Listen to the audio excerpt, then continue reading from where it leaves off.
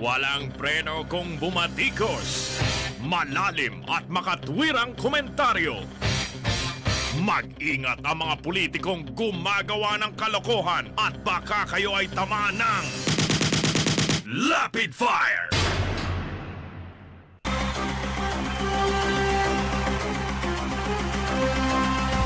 Tuluyan na pong isinara mga kaibigan ang ABS-CBN matapos pong bawiin ang frequency nito. Patuloy po naman ang pagtatayo ng kung ano-anong istruktura ng China dyan po sa mga teritoryo ng Pilipinas ayon po kay Secretary Lorenzana. Sinabi naman ni Senador Ralph Recto mga kaibigan na ang mga kampo ng military dito po sa Pilipinas ay hindi dapat payagan yung pong mga inchik, yung pong cell sites ng mga inchik na maitayo sa mga kampo ng AFP na tinawag niya pong posibleng electronic Trojan horse. Ano yun? Electronic Trojan horse. Yun yung sa Greece nung araw, Nung kanilang lusubin, yung pong kalaban nilang, yung Troy. Doon ginamit yung Trojan horse na sinasabi. At mga kaibigan, sa kabila po ng babala ng lalawigan ng Cebu, na ipinagbabawal na po ang pagkuha nito pong mga dolomite rocks o yung pong pinanggagalingan na ginagamit po ngayon dyan sa Manila Bay. Tuloy po ang shipment nito papunta ho sa Manila Bay mula sa Cebu. Wala na, gobyerno sa gobyerno na magkakalaban ngayon Yan po ilan sa mga pag-uusapan natin ngayong gabi. Samahan po ninyo kami sa kabuuan ng ating pagtatanghal.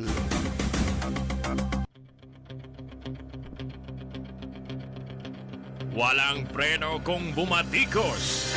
Malalim at makatwirang komentaryo. Mag-ingat ang mga politikong gumagawa ng kalokohan at baka kayo ay tamaan ng Rapid Fire! Ngayon mga kaibigan, ito ang sabi ni Secretary Delpin Lorenzana ng Department of National Defense na bukod po sa kanilang presensya nito pong inchik, yan China, sa South China Sea, patuloy po silang nagdi-develop dyan po sa artificial land o island mga kaibigan. Ang ibang tawag dyan reclamation, di ba? Area. Yan po ayon kay Secretary Delpin Lorenzana. Kinumpirma niya na ang mga sundalo ng inchik ay laging present dyan po sa tatlong malalaking isla, mga kaibigan. Kabilang dyan itong Fiery Cross, Mischief and Subi Reefs. Yan po yung mga teritoryo ng Pilipinas, mga kaibigan. Tinanong po si Lorenzana kung patuloy ba ang construction activities dyan sa mga artificial island na yan.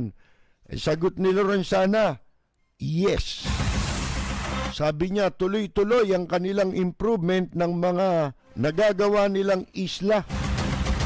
Ayon po yan sa kanyang pahayag sa House Committee on Appropriations during the budget deliberations for the Department of National Defense.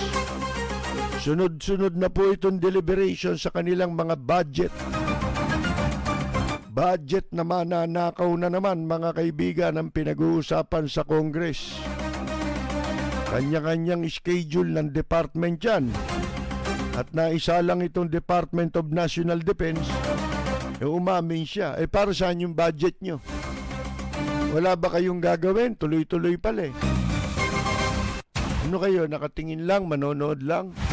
Baka kami na lang, uupo dyan, manonood na lang pala ang National Defense, tsaka ang AFP. Malis na kayo. Sayang pera. Ba't pa kailangan mag-approve ng budget para sa manonood lang? At inamin ni Lorenzana na ang military walang information. Ito, pansinin ninyo ha. Ito yung sinasabi ko nung una pa lang, mga kaibigan, na inaaway ng akala mo kung sinong nakaupong pangulo ngayon, mga kaibigan. Yung mga malalaking bansa na wala namang atraso sa atin. At wala naman pong, hindi naman nakikipag-away. Ha? Ewan ko kung ano pumasok sa kukutin nito. Siguro, yun bunsod ng pagpapakita ng katapatan sa China. Ngayon, ang sabi nila ron sana, ito inamin niya na ang military walang impormasyon. Yun. Kung ano ang ginagawa ng China diyan sa mga teritoryo natin.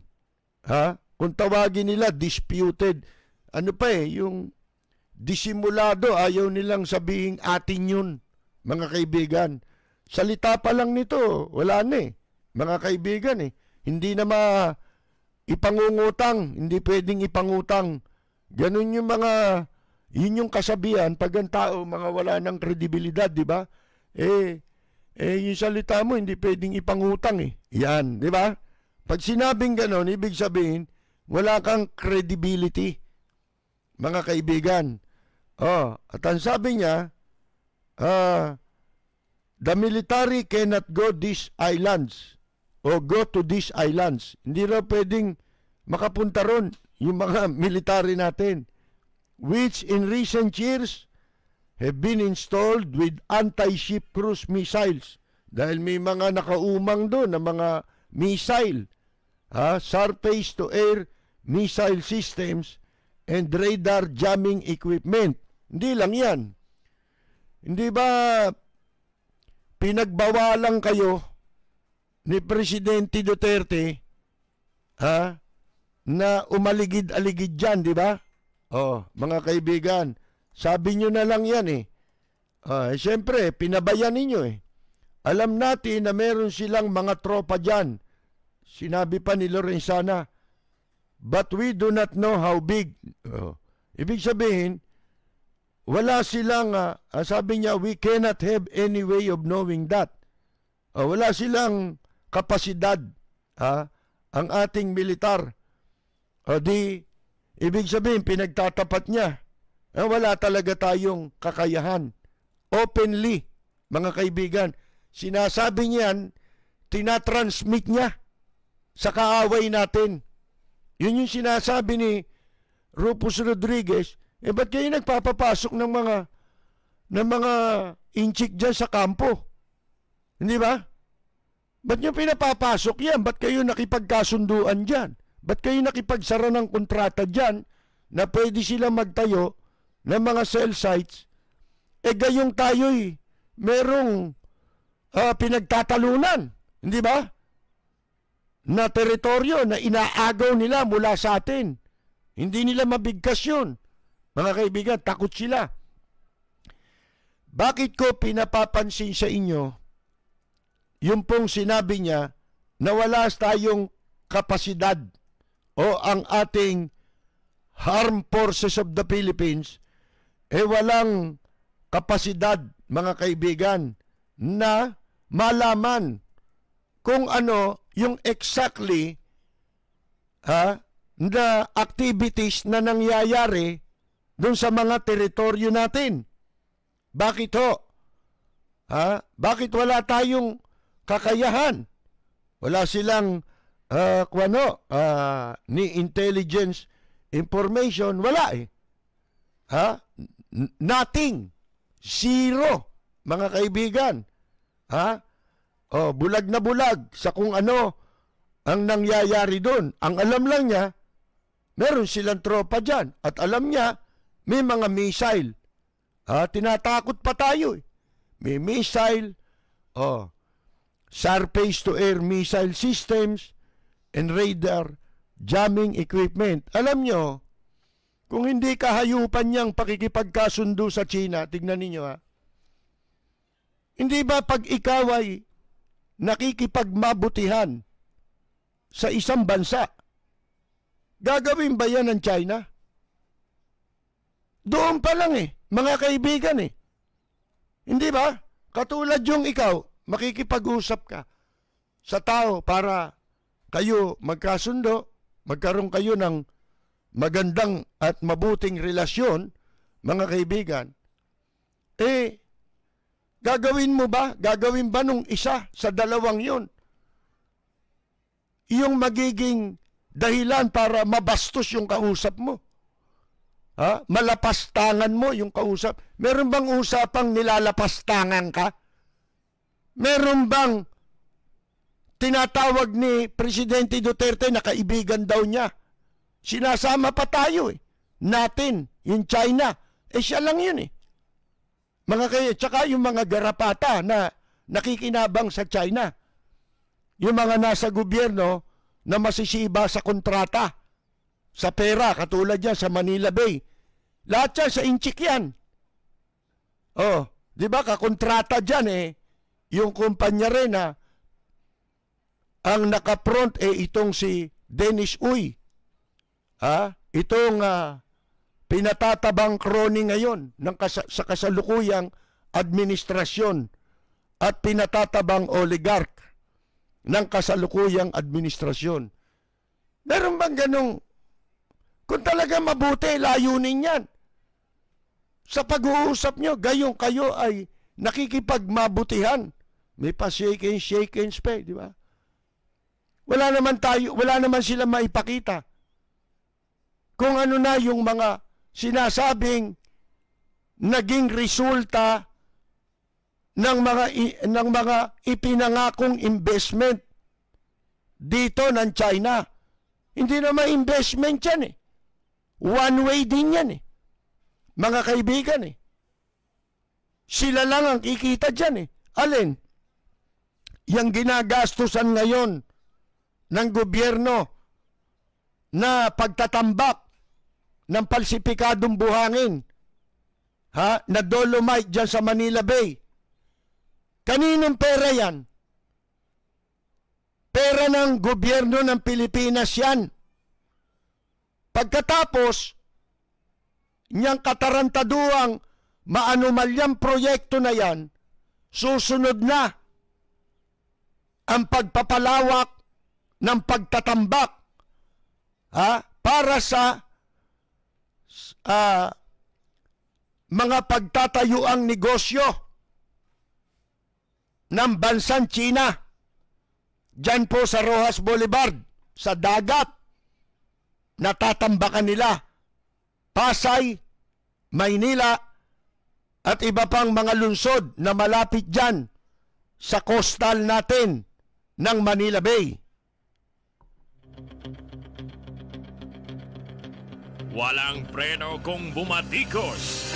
Malalim at makatwirang komentaryo. Mag-ingat ang mga politikong gumagawa ng kalokohan at baka kayo ay tamaan ng Rapid Fire! Sipin mo, pera ng gobyerno, ginagamit sa pag-develop para bigyang daan. Iyan pong maitayo ang negosyo nila rito. Ite-take over ang economy ng Pilipinas. Para sa take over ng economy ng Pilipinas, take over ng China. Mga kaibigan, ngayon, bakit natin sinasabi kanina, pansinin ninyo yung salita ni Lorenzana, inutil na pala kayo Bakit pa tayo may Department of National Defense? Kung ako si Lorenzana, di mag-resign ka na. Hindi ba? Wala naman pala kayong magagawa Asan yung sinumpaan ninyo na ipagtatanggol ninyo ang bansang Pilipinas at ang mga mamamayan laban sa anumang pananakop, panlulupig na mangyayari sa bansang ito, mga kaibigan. Tsaka simpleng kagaguhan ano tayo kinumpormiso tayo Ang nakakumpirmiso, ang nakataya ngayon sa panganib, tayong mga mamamayan.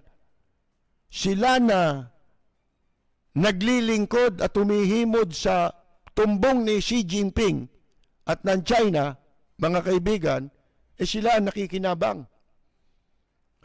Ikinukompormiso ang kaligtasan ng mamamayang Pilipino at ng ating bansa, ang kasarinlan ng ating bansa. Meron bang pakikipagmabutihan? Di ba tinatawag nila kaibigan daw natin yung China? Sana kung kaibigan mo lang yan, ano pakialam namin kung kaibigan mo yan? Hindi ba? Walang makikialam kung kaibigan mo ang China hanggat hindi maikukumpormiso ang interes at kapakanan ng bansa at ng mamamayan. Ngayon, kung nakikipagkaibigan ka dyan at ang magsasaper ang mamamayang Pilipino at maikokompormiso ang ating kasarinlan, ang kasarinlan ng ating bansa, abay, hindi pwede yun. Hindi ba? Kahit sino, ang tawag nga dyan, kaya nga tinatawag na katraidoran yan Yung ganyan sistema. Makikipagmabutihan ka sa isang bansa na puro one way, mga kaibigan. Sipin mo, pakikipagmabutihan ba yan Sinasabi na nga nito si Lorenzana, nagtatayo dyan. Pinagtatalunan natin yan Kung talagang in good faith yung mga yan at walang masamang motibo, mga kaibigan, at hindi nila balak talaga na sakupin ang Pilipinas at lupigin ang ating bansa, mga kaibigan, dapat wala silang gagawin dyan. Status quo. Hindi ba? Hanggat hindi tayo nakabubuo ng kasunduan. Hindi ka rin pwedeng pumasok sa kasunduan na kayo lang. Lalo na kung yan ay disadvantageous sa interes ng bansa at ng mamamayan. Anumang kasunduan na disadvantageous sa kapakanan at interes ng bansa, ng mamamayan, krimen yan. Mga kaibigan, kanina, ating ine-emphasize yung pong sinasabi nila ron sana na wala tayong kakayahan dyan na malaman kung ano yan, basta't ang alam lang natin, nandyan sila.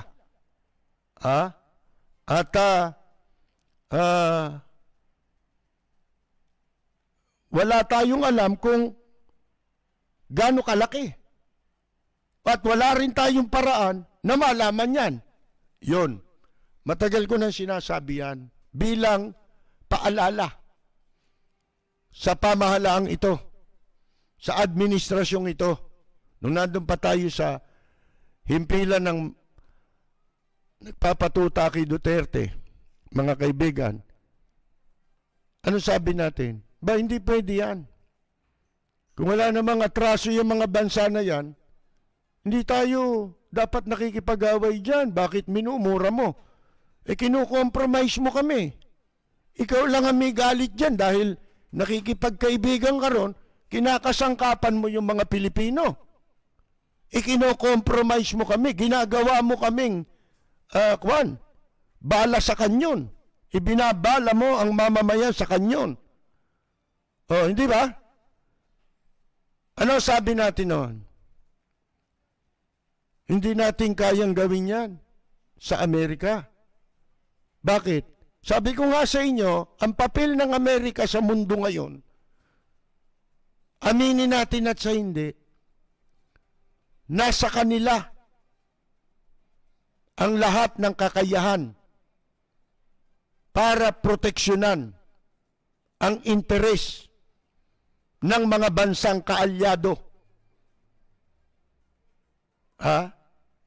Mga bansang kaalyado. Kaalyado natin yan. Di naman natin kaaway yan. Mga kaibigan, pinagmumura, di ba? Yun nga ang Canada eh. Sa basura lang, hinamon ng gera. Akala mo may panlalaban. O bakit ngayon, sinasabi nila rin sana, wala talaga. At ang nakakahiya, at ang masama pa niyan, wala na. Wala nang limit. Mga kaibigan, wala nang secrecy. Wala nang confidentiality. Ha? Sa ating national security.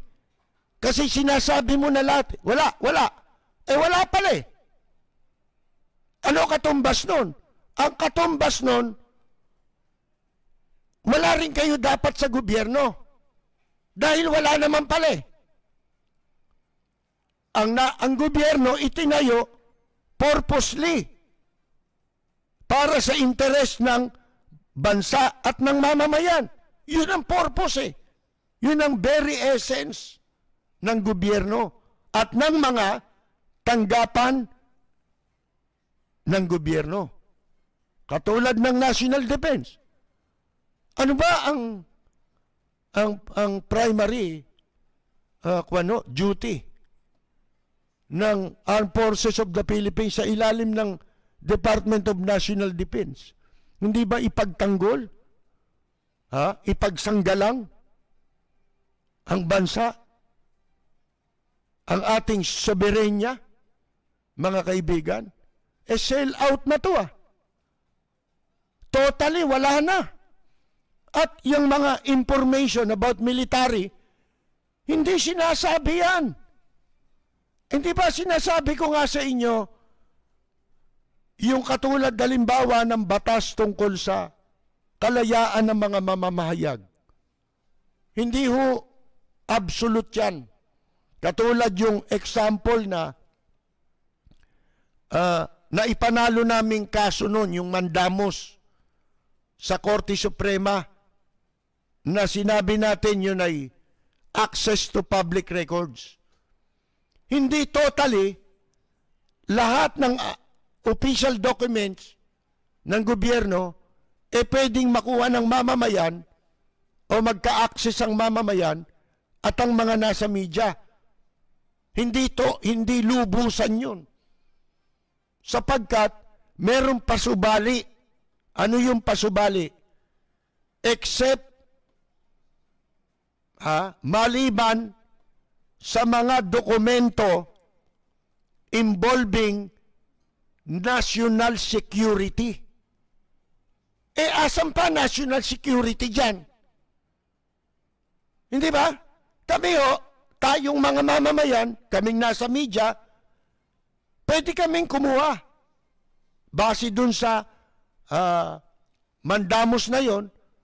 Pero mandamos lang yun kasi para makapag-avail ka ng kontrata, hingi ka ng kopya ng kontrata, hingi ka pa ng, magpapail ka ulit ng mandamos sa korte.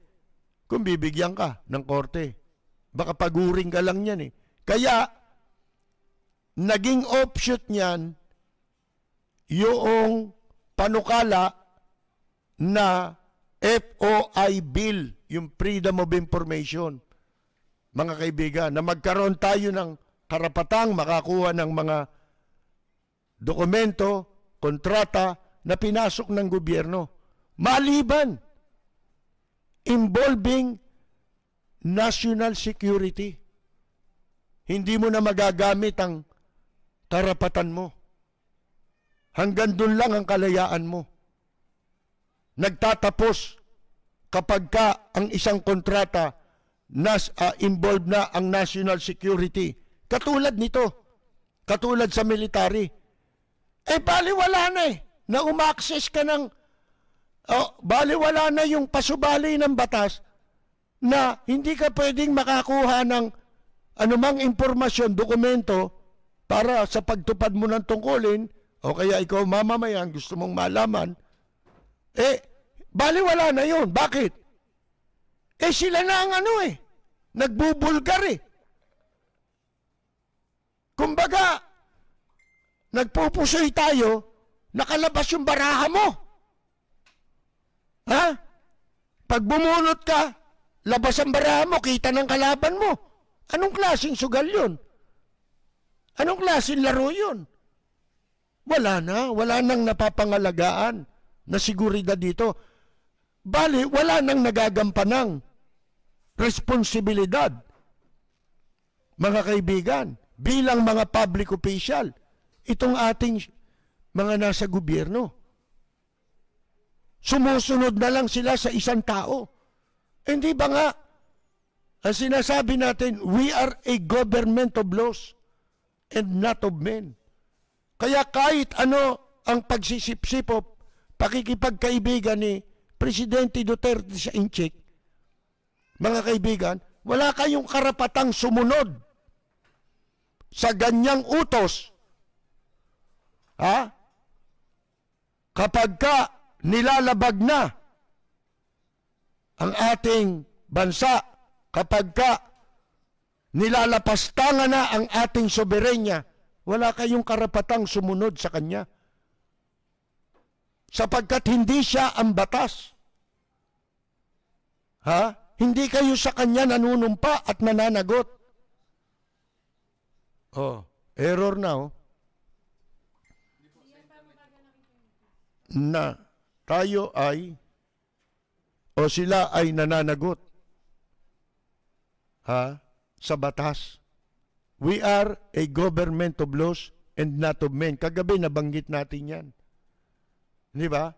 Sana kung walang, sa kaso ni Pemberton, sana kung walang GCTA, okay lang yun. Magwala tayo.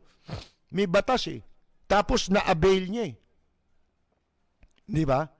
Kaya tayong lahat, yun ang sinasabi natin, papatak lahat yan doon sa tinatawag na rule of law. Mga kaibigan. Kaya, walang masama na tayong mga mamamayan, doon tayo laging maninindigan sa tama. Ha? Kahit na ikaw ay tagahanga ng isang tao, ha? Pero yung ginagawa ng tao ay lumalabag na sa tinatawag na rule of law, iiwalay mo na yung paghanga. Kailangan manindigan ka. Kahit gusto mo yung tao na nakaupo, doon ka pa rin manindigan sa rule of law. Yun ang sinasabi natin eh. Oh. Kung kayo, ang sa inyo tama lang, yung paborito nyo lang na politiko, ha? Hindi baling malabag ang rule of law, abay, pareho lang tayo nito. Eh bakit pa tayo magbabatikusan? Bakit pa tayo pupuna? Hindi ba? Eh, ganun din pala kayo. Di ba? Yun eh. Mga kaibigan eh. Kaya nga, sinasabi natin, itong sila Lorenzana, abay, wala na kayong silbi. Hindi na ninyo nagagampanan ang inyong tungkulin. Dapat nagre-resign na kayo. Di ba? Kasi kabaliktaran na yan eh. Oh, pagtatraidor na yan eh. Hindi ba? Oh, ano yung isa pang tawag dyan? Betrayal of public trust. Mga kaibigan. Oh, mas matindi nga ito eh. Sapagkat ito, buong bansa nang ang ikinokompormiso rito. Nang walang nagagawa, may pa-training kayo sa military, di ba? Pinag-aral kayo ng taong bayan. Ginastosan ng buwis ng mamamayang Pilipino hanggang sa kayo'y makapasok sa serbisyo. Ha? Lahat yan, natamo ninyo ang lahat ng mga pribileyo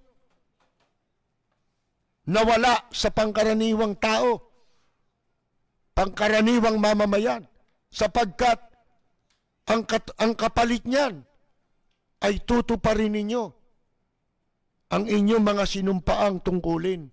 Kaya kayo pinagkagastusan ng taong bayan hanggang sa inyong pagretiro. At pagkaretiro ninyo, napupwesto pa kayo sa gobyerno. Taong bayan pa rin. Pero wala nang purpose. Hindi na nakapagsisilbi ng purpose sa gobyerno. Ang iniisip na lang ngayon, kontrata. Katulad sa Manila Bay. Mga kaibigan, kontrata. Bawal ng gobyerno ng Cebu. Pinagbabawal. Wala, tuloy din sila. Bawal na magkumuha ron. Bawal na rin mag-transport from Cebu. Bawal maglabas. Kumuha, maglabas ng dolomite. Pero tuloy pa rin eh. Ano tawag mo dyan? Mga kaibigan, ano ito? Ngayon, balikan natin yung sinasabi natin na matagal na. Ibinabala na natin yan eh. Pinaalala na natin yan eh. Na yan eh, posibleng mangyari. Bakit? Dahil sa kabulastugan eh. Akalain mong pagmumurahin mo yung Amerika, yung Canada, lahat ng mga bansang kaalyado natin, hindi naman natin kaaway. Ano ang kaugnayan nung sinasabi nila rin sanang wala tayong access? Na malaman. Dahil meron silang mga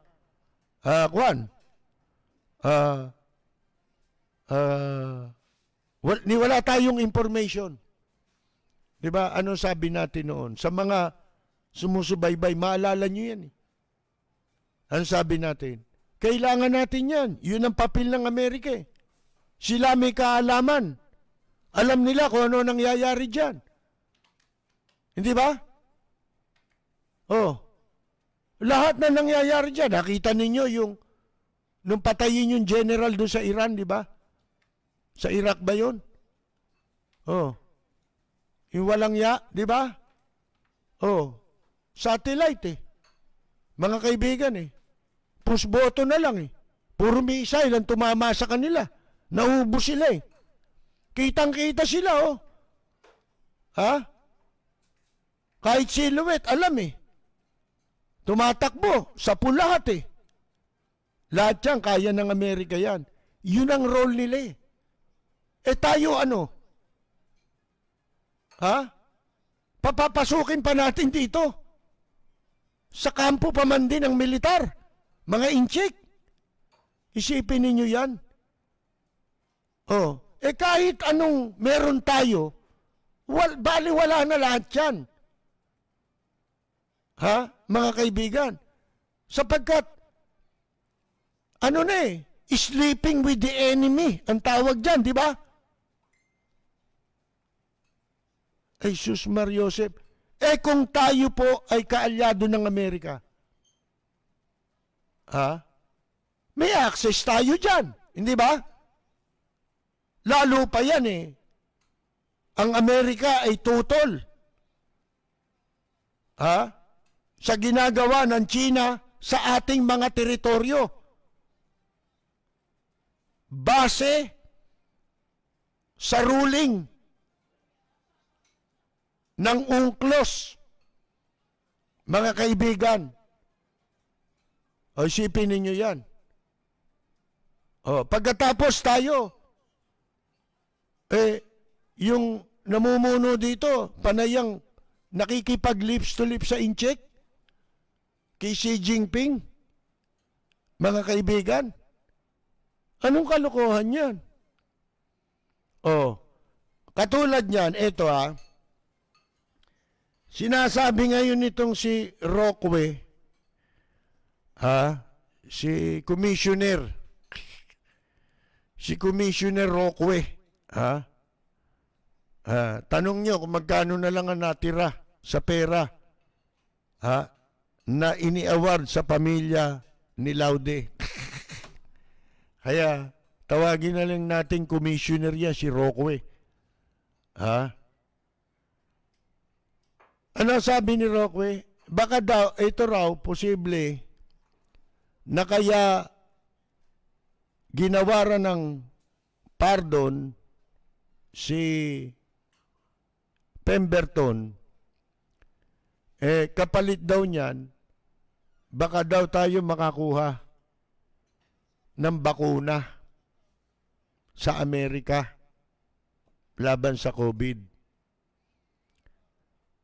Kung meron man silang gamot, bakit tayo bibigyan? Ha? Kung bibigyan man tayo yung pinakahuli. Bakit? Siyempre, unahin nila yung mga kaalyado nila. Yun ang sinasabi natin eh. Yung mga consequences ng iyong ginagawa. Di ba? Yung consequence ng iyong ginagawa. Yung resulta ng iyong ginagawa.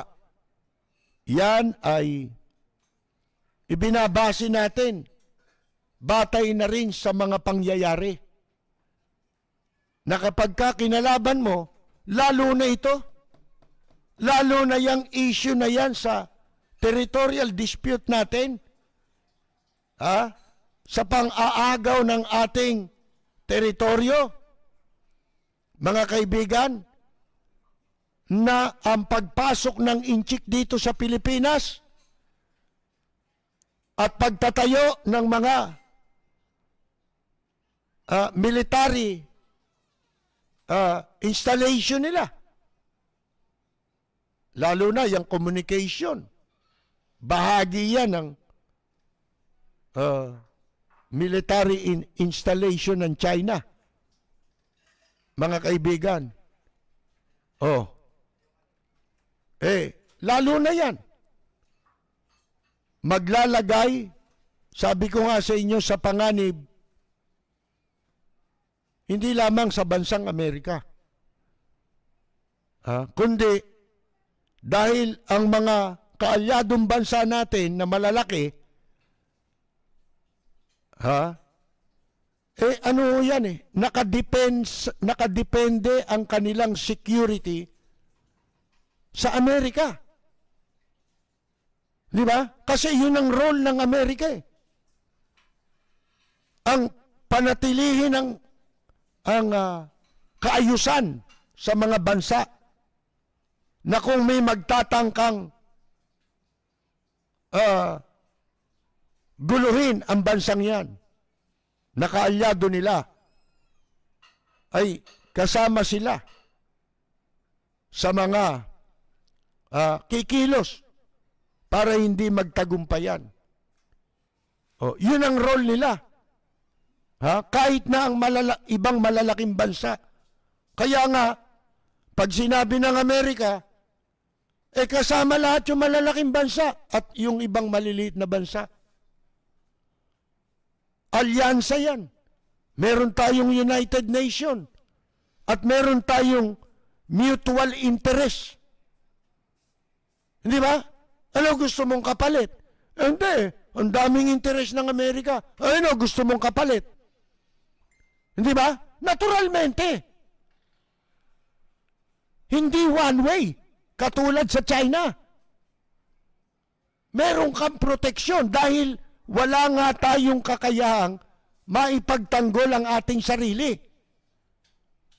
Sila na nagsasabi niyan. Gobyerno na natin. Mga kaibigan. At ang masama, wala ng confidentiality. Wala na. Para saan pa yung mga intelligence fund ninyo? Wala na yan eh. Pero, kung maganda at mabuti ang pakikitungo ng nasa administrasyon ngayon sa mga kaalyadong bansa, galit na lahat sa kanya yan eh. Isolated na yan eh. Unti-unti na tayong pinagkakaisaan kung ano magiging hakbang. Halimbawa, kamukha yun sa pinatitigil na kontrata, ibinan ng Amerika. Pinananawagan din ngayon nila sa iba pang Southeast Asian countries, nagsalita yata sa Vietnam si State Secretary Pompeo. Kung ano yung sinasabi natin eh. Oh, asan ba yung balita na yon? Tungkol dun sa sinabi ni Pompeo eh. Babasahin ko kung nandito, mga kaibigan. Asan ba yun? Sandali lang ho ito. Washington's top diplomat urged Southeast Asia on Thursday to cut ties. Putulin na ang panawagan ni Secretary of State Mike Pompeo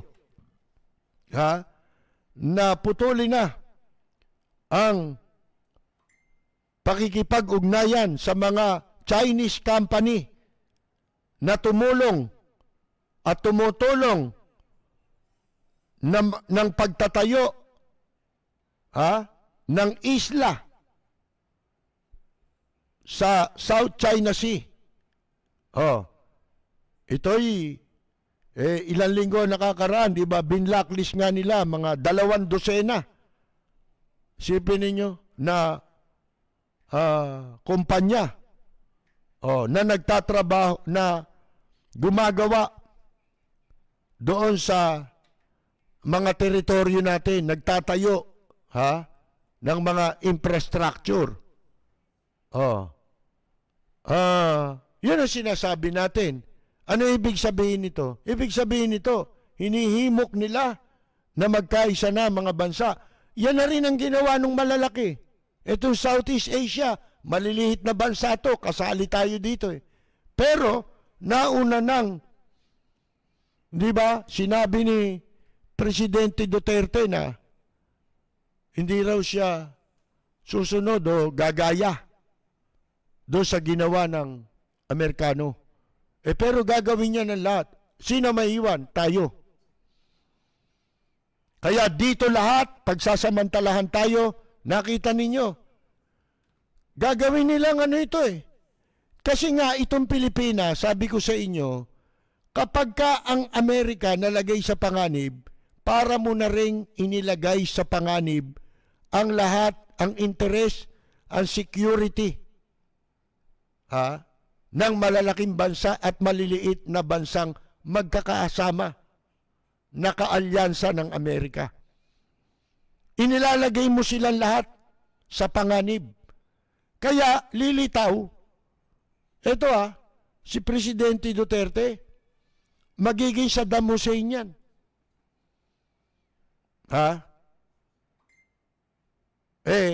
Anong kategorya ba ni Saddam Hussein? International terrorist ang labas mo. Diba? Sapagkat panganib ka sa seguridad ng maraming bansa ito pa naman Pilipinas, itinuturing ito na strategic defense ng Amerika. Pag nawala yung strategic defense sa kanila, nawalan din ng apektado ang lahat ng mga bansang umaasa sa security tinatamasa nila sa Amerika. Mga kaibigan, kaya yun ang dahilan kung bakit ang mga malalaking bansa nagpadala na rin ng kanilang mga barko de gera diyan sa West Philippine Sea. Mga kaibigan, sapagkat pati sila manganganib, kaya dapat nagkakaisa. Pero dito, ikinokompormisyo na ang Pilipinas sa panganib. Mga kaibigan, hindi ka na, wala ka talagang, saan ka kukuha ng information? Ang meron niyang mga information na yan, may kakayahan dyan na makakuha niyan at makapag-share sa atin, yung inaway mong mga bansa. Hindi ba? Pag hindi ka binigyan ng Amerika, wala magbibigay sa'yo. Sino merong information tungkol sa ginagawa ng China? Accurate information. Kung sino yung itinuturing ng Amerika na kaalyado nila at hindi panganib sa kanila. Yung sinasabi ni Roque na kapalit nung paggagawad ng pardo na hindi naman hiningi, mga kaibigan, kay Pemberton, kapalit daw bakuna. Ano? Alam nyo kung yung information na sinasabi ni Lorenzanang wala tayo, hindi rin ibibigay ng Amerika sa atin yan. Alam nyo kung bakit? Kahit na magsip-sip pa kayo, yung ginawa nila dahil kay Pemberton, sa palagay ninyo ganun-ganun lang yung ginawa ninyong perwisyo sa mundo. Pinerwisyo nitong pagpapapasok natin sa China at pagpapabaya ng administrasyong ito sa ginawang paglapastangan ng China sa ating soberenya. Nilagay natin sila sa panganib. Idinamay natin sila. Pinangangalagaan nila ang teritoryo ng Pilipinas dahil ito yung strategic defense ng Amerika na makakaapektado ang lahat ng bansa. Pag naisapanganib mo yan, isinapanganib mo . Di ba? So, bakit kami magbibigay ng kung ano kailangan mo? Di ba? Hindi naman kami tanga. Kung lokohin mo kami, lalo na yan, paiba-iba sinasabi. Iba sasabihin ngayon, iba sasabihin bukas. Yun ang sinasabi natin, wala nang credibility. Wala ka na ring access to any intelligence information. Ganun kasimple lang ang paliwanag niya. Common sense yun . Mga kaibigan . Bakit pa pagtitiwalaan kayo? Hindi ba? Hindi ka na pagtitiwalaan. Bibigyan ka ng bakuna? Baka sa puwet si Roque. Yung sinasabi niyang bakuna. Bakuna sa puwet. Ayun. Pero, wala ka ng credibility, mga kaibigan . Pinagtatawanan na nga lang si Presidente Duterte, di ba? Sa ibang mga bansa ngayon. Sa Amerika pala, ganun din . Kinokomentaryan, ginagawa na siyang katawa-tawat, yung kahiya-hiya. Di ba, yung ginagawa sa Japan, yung pagmumura niya, inanalyze ng mga commentator, ano yan? Yung sinasabi niya, ang laswa. Tapos yung sa gasolina, di ba? Hugasan yung face mask. Yung mga Hapon hindi nakatawa. Napapailing. Mga kaibigan. Nagkamali sila, ibig sabihin, nagkamali rin kami ng una. Di ba nung una, hangang-hanga si Abe? Diyan, di ba? Tuwan-tuwa si Abe. Nakahalata. Hapon, di mo maloloko yan. Sa umpisa, mabobola mo. Pero nakakatunog yan. Ang lahat kasi ng nakakausap nito si Presidente Duterte, akala niya, politikang Pilipinas lahat ng bagay. Hindi. Nakasakay naman si Locsin. Pati English, pati lingwahe nating Pilipino, mga kaibigan, dinapurak pa nito Niyuyurakan sariling wika. Dapat daw alisin na yan. English na raw. Akala mo ba siya nakaimbento ng English kung makapagsalita English naman yan, di maintindihan. Alam niyo yan, nabugbog nung araw yan eh. Sa Kayabangan. Doon sa Manila Peninsula Hotel. Diba? Ang lakas ng bunganga niya, nasa labi siya, yabang eh. Yung pala, kausap niya ron, si Joker Arroyo, at saka yung dalawang periodista. Namatay na isa, kaibigan ko yun, si Adrian Cristobal. Adrian Cristobal, Marcos yun ha. Writer ni Marcos yun. Pero kahit anong administrasyon, kahit sinong kamoting malalaki anino ang tingin sa sarili, kamukha ni Locsin, hindi sila ubra doon sa pagsulat. Magaling magsulat si Adrian Cristobal sa English. Mga kaibigan. Writer din ni Ople yan. At ni Presidente Marcos. Ha? Pero kahit anong administrasyon, si Adrian Cristobal, walang pwedeng sumumbat na, ikaw Marcos, o ano ngayon? Takot sila kasi magaling sumulat. At hindi ko na,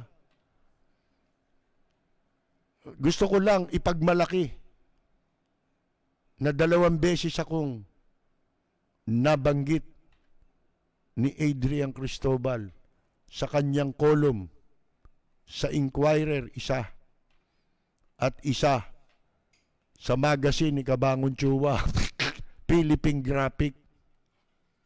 Mabanggit ka nun. Sila ba nabanggit nun? Mga kaibigan, kinokot ako ni Adrian Cristobal. Kaya naging kaibigan ko yan. Siyempre, isipin mo, ano yan, hinahangaan ko.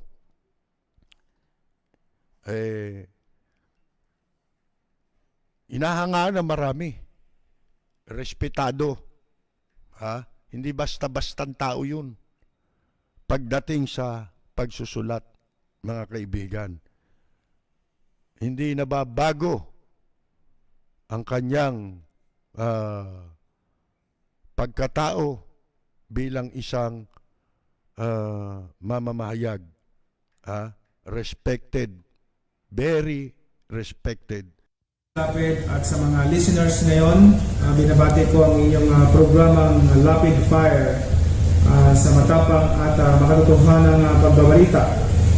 Lagi po nating pakinggan ang programang Lapid Fire ni Kapersi Lapid. Ito po ang inyong katrupa at kaibigan, Manny Pacquiao. Maraming salamat po. Walang preno kung bumatikos. Malalim at makatwirang komentaryo. Mag-ingat ang mga politikong gumagawa ng kalokohan at baka kayo ay tamaan ng Lapid Fire! Ito, para sa kaalaman ng iba, si Secretary of State Mike Pompeo nagsalita nga po sa saan ba ito? Sa Vietnam yata sa Regional Asian Summit. Hindi. Tama. Sa isang Regional Asian Summit, meron siyang sinabi, don't just speak up. Hinihimok niya ang mga bansa sa Southeast Asia. Saan pa susunod yung mga bansang yan? Diba? Hindi sa Amerika, sapagkat lahat yan kita niyo yung sa Papua New Guinea? Alam ba ninyo? Ang Papua New Guinea, mahirap na bansa. Tinutulungan ng Australia yan. Umutang din sa kwan yan Sa China yan Alam ba ninyo, ginawa ng Papua New Guinea? Dahil sa inagrabyado sila. Katulad ng ginagawa ngayon sa Pilipinas. Mga kaibigan, meron bang pakikitungo na ganun? Inaagrabyado mo yung yung bansa na sinasabi mo, kaibigan mo, pagkatapos puro sa'yo lahat ang pakinabang. Dinidiktahan mo ang ekonomiya nila at kinokontrol mo ang ekonomiya ng mga bansa. Ano ginawa ng Papua New Guinea? Sinwindel na sila. Ayaw na silang bayaran. Alam nyo ang dahilan? Yung kanilang national security. Ginagamit na ng China yung kanilang mga itinayong negosyo katulad ng Huawei. Communication yan para labagin ang national security ng Papua New Guinea. Para mawalan sila ng laban. Katulad ng ginagawa ngayon na pinapayagan ng ating gobyerno. Sipin ninyo yan. Ito. Sabi ni Pompeo, it was time for Southeast Asian governments to reconsider their own relationship with firms working in the sea. Ito yung tinutukoy nilang mga kumpanya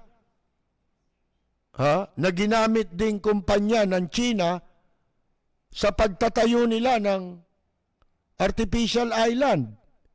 Tinambakan yung mga teritoryo natin at tinayuan ng mga facilities.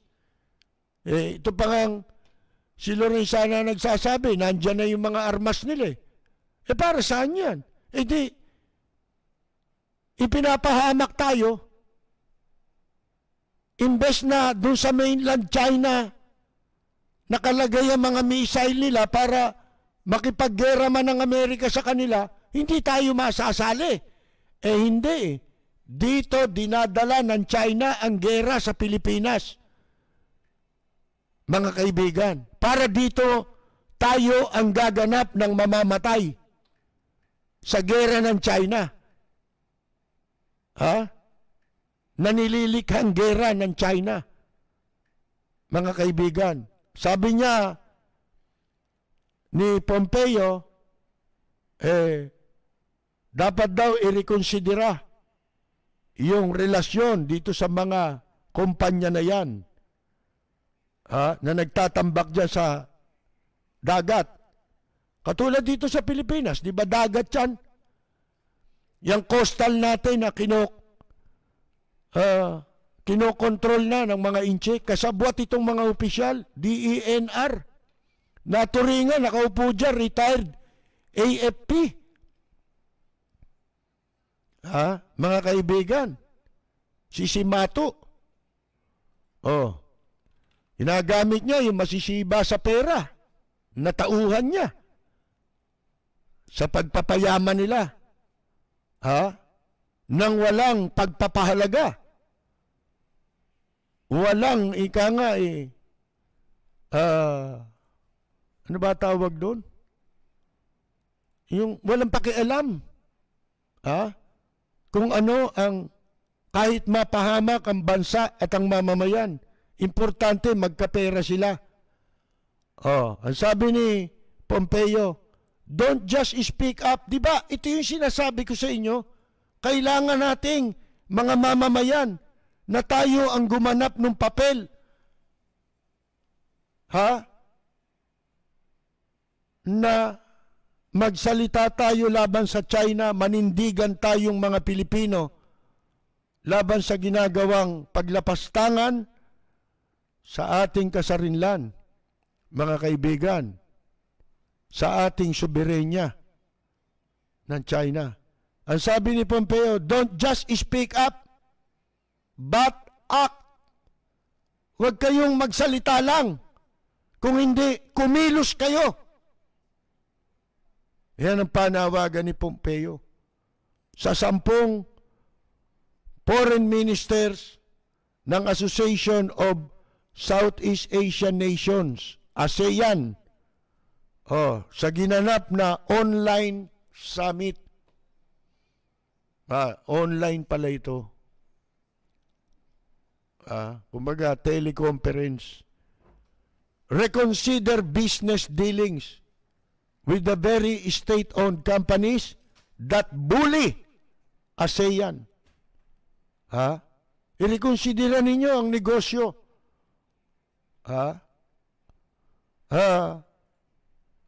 Diyan sa mga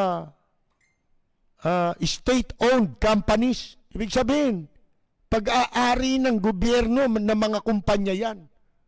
Lahat ng kumpanya ng China, kumpanya ng gobyerno nila eh. Kontrolado lahat ng gobyerno. Na mga nambubuli sa ASEAN coastal states in the South China Sea. Sipin ninyo, di ba ganyan na sinasabi natin? Don't let the Chinese Communist Party walk over us and our people. Huwag tayong pumayag na itong komunistang inchik. Tapakan tayo at ang ating mga mamamayan. Mga kaibigan, sabi naman ng Foreign Minister ng ni Foreign Minister Pham Binh Minh ng Vietnam, this has eroded trust and confidence, increased tension and undermine peace. Yan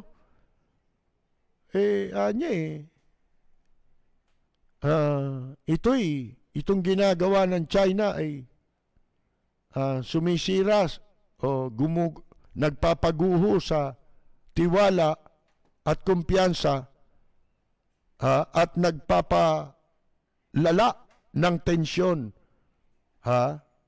na minamaliit ang kapayapaan, seguridad at ang rule of law in the region.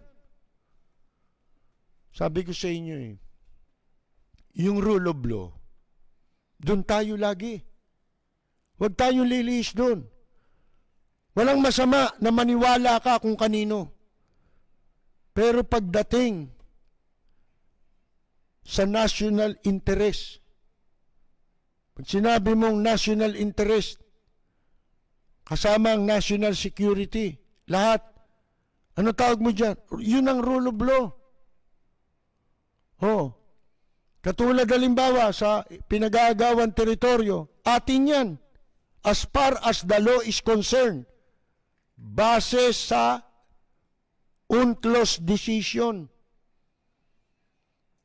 na pabor sa atin, kinikilala ng Amerika at ng mga kaalyadong bansa, itong mga Southeast Asian countries na ito, kinikilala nila, European countries, yung desisyon na yan. Kaya tayong mga Pilipino na lang ang pag-asa ng ating bansa, ng ating mga anak, ng ating mga susunod na henerasyon.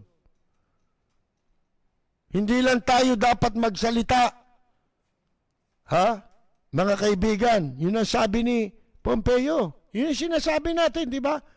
Iparating natin. Paano mo ipararating ang malakas na mensahe? Huwag tayong umasa dyan sa mga nagrararally labang kay Pemberton. Pero sa China, ayaw mag-rally niyan. Paano? Komunista rin Mga kaibigan ang ideology nila communist din Ayaw daw nila ng diktadorya. Ano ba tawag mo sa China? Di ba dictatorship yun? Komunism Kaya doon hindi malaya ang media ron. Ultimo mga reliyon doon, sinusunog. Yung ginawa sa Mongolia. Sa China mismo, merong isang lugar. Xinjiang ba yun? Ang mga nakatira doon, mga isang sekta ng Muslim. Inuunti-unti na sila. Nire-restrict na sila. Lahat sila naka-CCTV. Hindi na sila makakilos doon. Ipinagbabawal na ang relihiyon nila. Sipin ninyo yan, ha? Mapa Kristiyano, mapa Muslim, pinagbabawal sa China yan. Komunista yan. Sabi ko nga sa inyo, ang komunista, walang Diyos yan. Oh. Bawal sa kanila yan. Ang tawag nila sa relihiyon, lason. Mga kaibigan. Oh. Kaya, yun lang ang pag-asa. Tayo na mismong mga mamamayan na lang. Dahil wala na. Umaamin na ang gobyerno. Ultimong, itong mga taga-National Defense, Armed Forces of the Philippines, sa halip na hindi sila sumunod sa illegal na pinag-uutos sa kanila sapagkat taliwas sa kanilang sinumpaang tungkulin. Yung pinagagawa sa kanila. Huwag kayong makialam dyan sa isipin mo yun. Parang sinabi, huwag mo ipagtanggol yung bansa mo. Ikaw pa may kasalanan pag nagtanggol ka sa bansa mo. Isipin mo yun, mga kaibigan.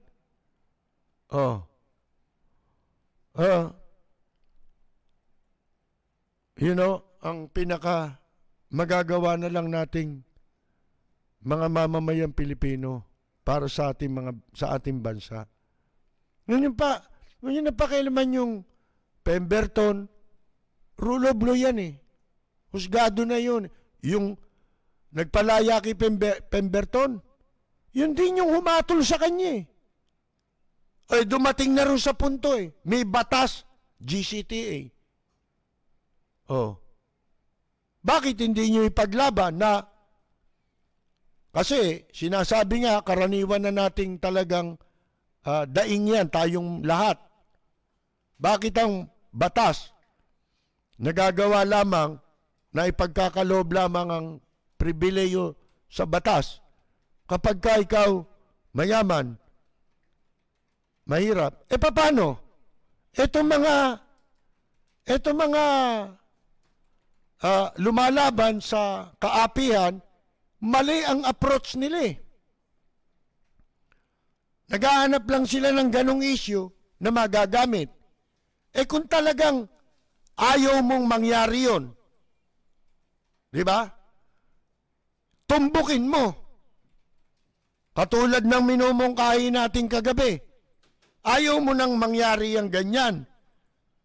Gusto mo makinabang din. Sa pribileyo ng batas ang mga maliliit na preso na walang kakayahang makapagbayad ng mahuhusay na abogado at walang kakayahang maipagtanggol ang kanilang sarili. Tumbukin mo yung tama. Ano yung tama? Abay, maghain din kayo ng petisyon. Hindi lamang laban sa kung ano-ano, kundi para ang Supreme Court ay magpalabas ng mahigpit na kautusan sa mga hukuman na kapag ka ang isang bilanggo bago mahatulan, kinakailangan yung judge mismo i-require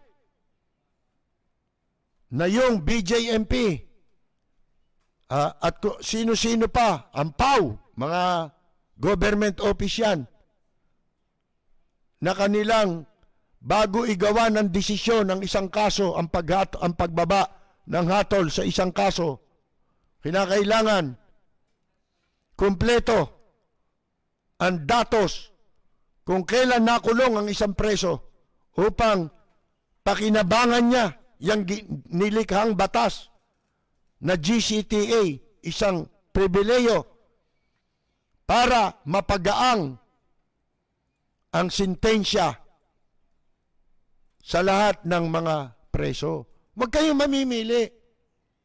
Ang hirap eh. Ginagalit lang minsan yung tao. Pag mayaman, ayaw naman nilang makinabang. Di ba? Parang sa Amerika, yung issue na racial discrimination.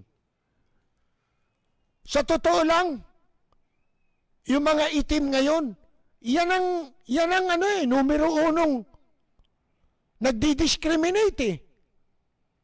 Yan ang unang-unang lumalabag dun eh. Yan, wag mo lang di makatalo yan, sasabihin ni racist ka eh. Di ba? Yun ang sandata nilang ginagamit eh. Kasi pag tinawag silang black, racist ka raw. Pag tinawag mong white yung puti, hindi racist yun. Anong klaseng batas yun? Anong klaseng pagkaintindi sa batas? Mali eh. Mga kaibigan eh. Paano kung akusahan ka ng racist ka kahit na hindi ka naman racist? Mga kaibigan, di ba? Di talo ka na. Dudumugin ka na. Ano tawag doon? Mabrul. Mga kaibigan.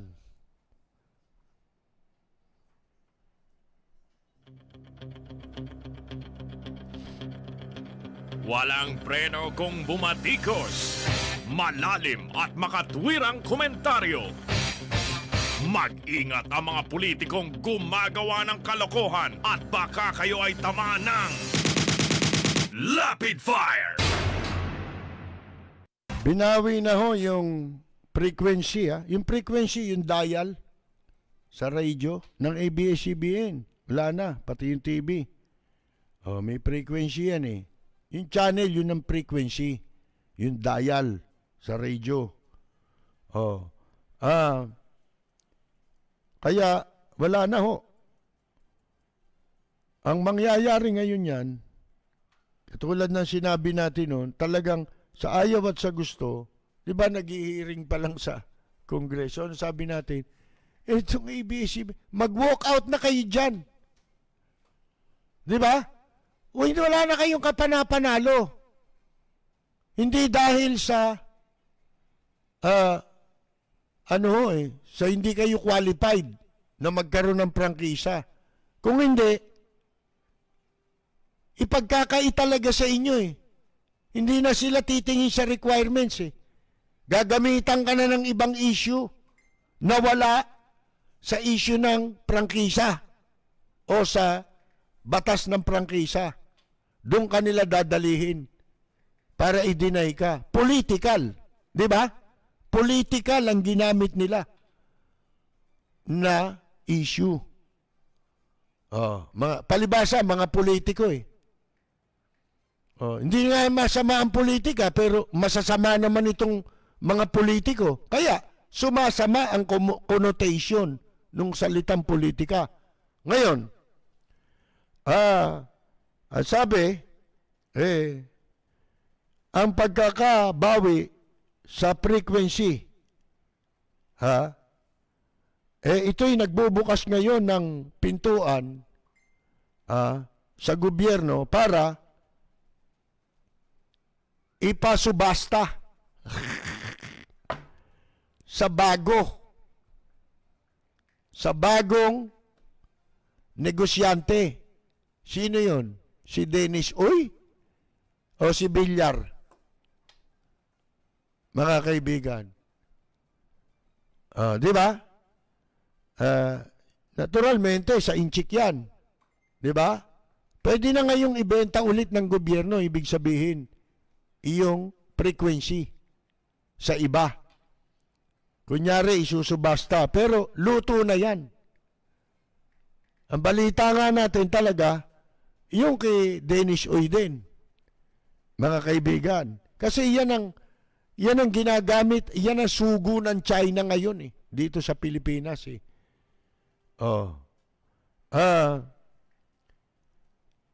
some officials have indicated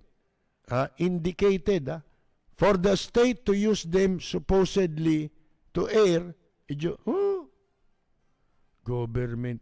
May government station wala ngang nanonood dyan Katunayan sabi ni Andanar, ang paniwala ni Andanar, ito'y nananaginip ng Technicolor Ang sabi niya, ngayong nagsara na raw ang ABS-CBN, may pag-asa na makipagkumpetensya itong network. Kailangan pala ibig sabihin para sila mag-rating. Walang rating to eh. Sabi ko nga sa inyo, sino maniniwala sa inyo? Unang-una, mga gago kayo dyan sa PCOO, di ba? Paano kayong paniniwalaan? Sige nga, anong magic ang gagawin mo dyan? Kahit 2 na lang ang channel, wala pa ring manonood sa inyo. At pag ginawa nyong 1 na lang ang channel, PTV4 na lang, wala na. Wala na mag-aaksaya ng panahong manood ng free TV. Ha? Wala na. Pasaran nyo, subukan mo kung may manonood sa Channel 4. Ha? Itira mo na lang yung Channel 4. Wala manonood yan. Mga kaibigan, nananaginip ng ito si Andanar, akala mo kung sinong technocrat. Akala mo kasi, nakapag-broadcast lang ng ilang taon, mga kaibigan, akala niya alam niya na yung pamamalakad sa broadcast industry. Ang laki-laki ng budget niyan. Puro wala namang napapala ang gobyerno dyan. Pasweldo lang ng pasweldo. Yan ang dapat ninyong ibenta. Di ba? Kasi nasasayang lang ang pera ng gobyerno sa pagpapasweldo.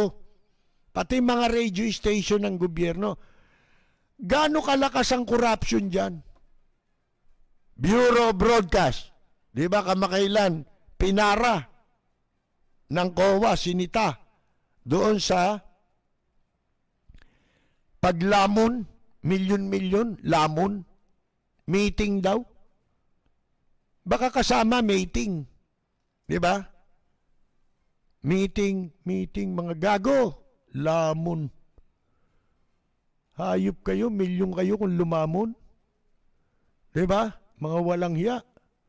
Yung pera ng ASEAN, 700 million yata yun eh. Less than 1 billion eh. Nawala yun eh.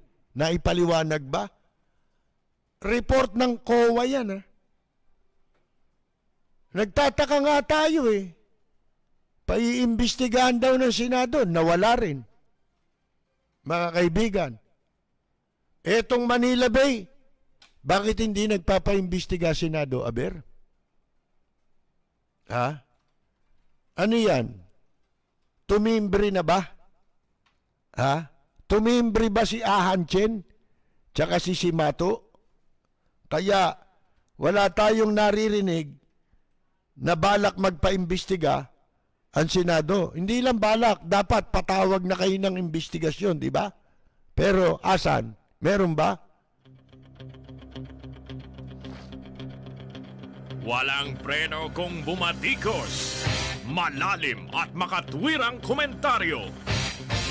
Mag-ingat ang mga politikong gumagawa ng kalokohan at baka kayo ay tamaan ng Lapid Fire!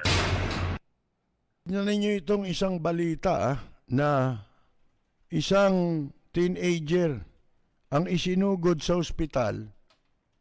Sa Thailand dito eh. Pagkatapos na siya, pagkatapos na ang isang 4 na piye, 4-foot python. Yung python, di ba, sawayan? Ay kinagat yung pumputotoy niya. Habang siya ay nasa CR. Umiihi, Nito lamang, September 8. Ang pangalan nitong bata, 18 years old eh. Shirapop Musukarat. Siya po ay tinuka ng ahas, At sa kanilang bahay, sa Thailand, sa Nonthaburi, Thailand. Nag-viral po ito as per viral press via The Sun. the next day. Oh, una raw, nakaramdam siya ng sakit. At bigla niyang, mabilis niyang tinignan, yumuko siya. Pagyuko niya, nakita niya yung panga ng sawa, na nakakagat doon sa kanyang putotoy, sa dulo ng kanyang putotoy.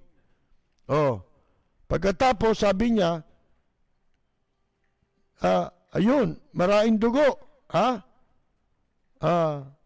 maliit lang yung ahas, pero ang kagat nito masyadong malakas.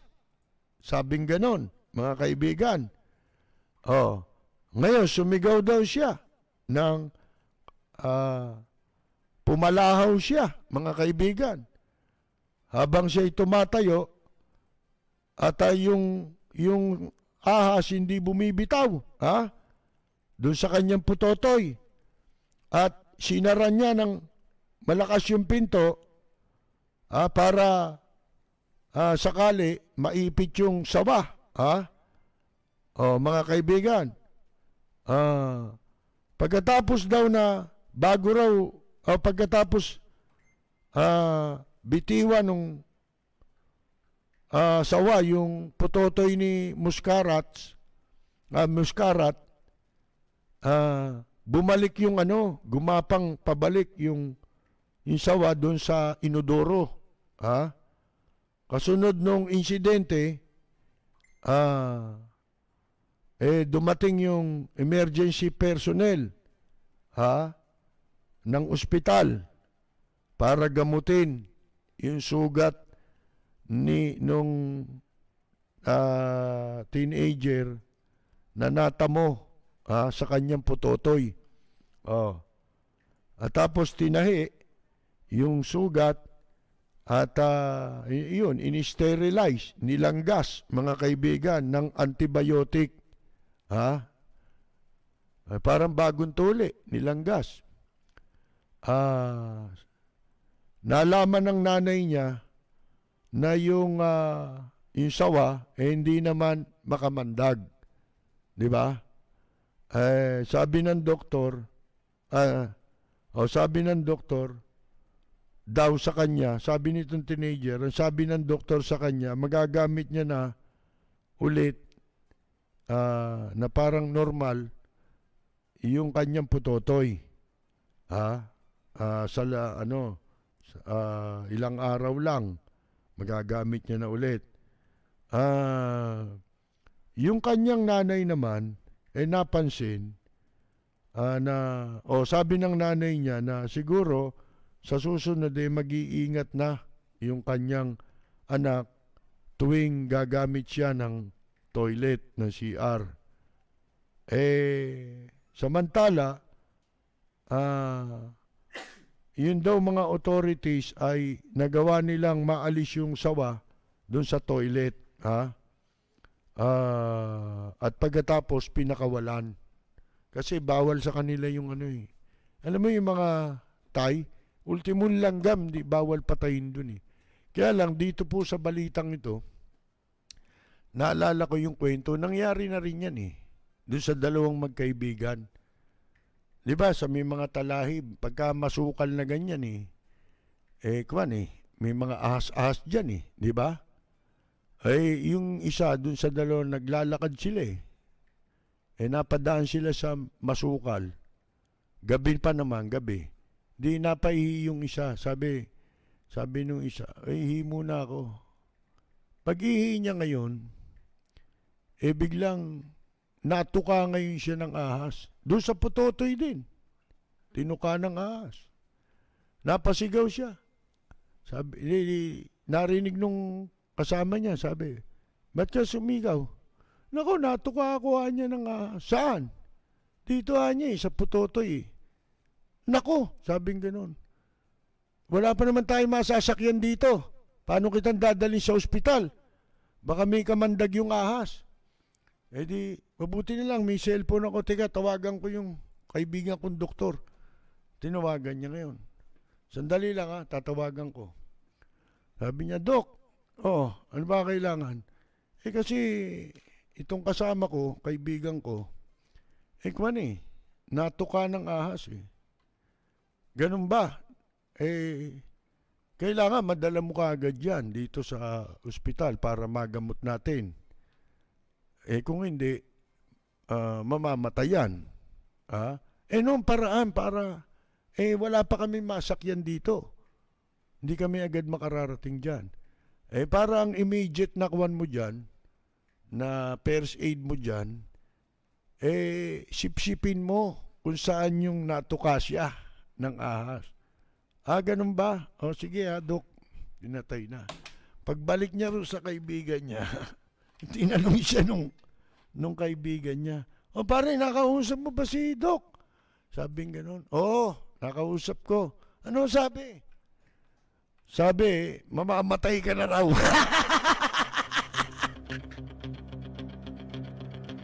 Walang preno kung bumatikos. Malalim at makatwirang komentaryo. Mag-ingat ang mga politikong gumagawa ng kalokohan at baka kayo ay tamaan ng Lapid Fire! Wala nga naman sipsipin niya yun. Mamatay ka na raw.